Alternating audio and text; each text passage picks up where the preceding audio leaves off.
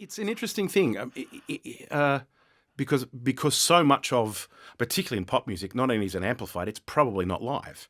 A lot of that stuff, and I understand that these pop singers are doing 2.5-hour concerts where they're all singing, all dancing, all of the time. So, I mean, physically, it's hugely demanding for them. So I would always forgive them having things being slightly backing tracked just because you're going to run out of breath at some point, and I understand that.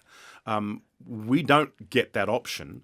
But does technology impinge on you more and more now as an opera singer, in the sense that, I saw you FaceTiming the other day a performance. So, this was a kind of cloistered world at one point, wasn't it? In the sense that it was, yeah. I mean, it was very much a world that people didn't know very much about, and certainly didn't know much behind the scenes. So it was easy to put opera singers on a very rarefied plane, and if you were recording, you would be in a studio again in another kind of cloister. And that's very rare now. Most recordings now are live recordings. They record, they take material from all of the performances and then go back into the hall wherever you were performing just to put in little tiny sections of stuff for an orchestral note that wasn't quite right, or a little tempo that they might want to change, those sorts of what we would call patching. But it's basically live. Yeah, so basically most of the recordings now are live performances.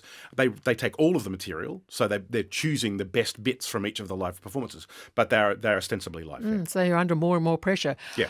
If you don't mind me saying, with respect, you're not a delicately built fellow. I've never been delicately built. That's quite true. Yeah. Can I ask you, though, how much your physiognomy is important to creating the sound that you do? I mean, obviously, you've got those two little muscles that we can't see that are working really, really, really hard when you produce that sound. It's an interesting thing. I've only just been made aware quite recently, beginning of this year, of the latest scientific research into this whole process.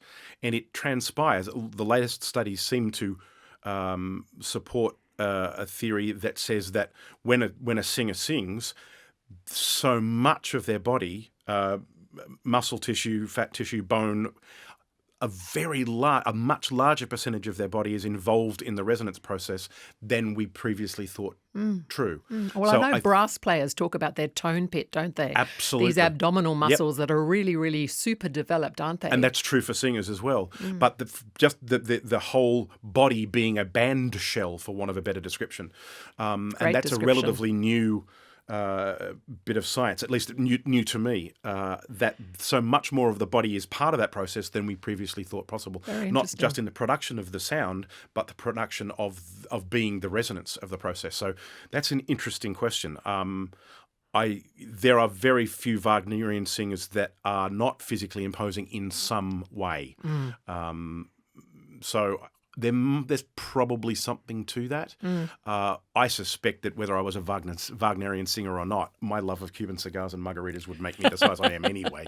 So, whatever it is, let's face it, I'm not going to be a Formula One driver anytime soon. I weigh more than the car.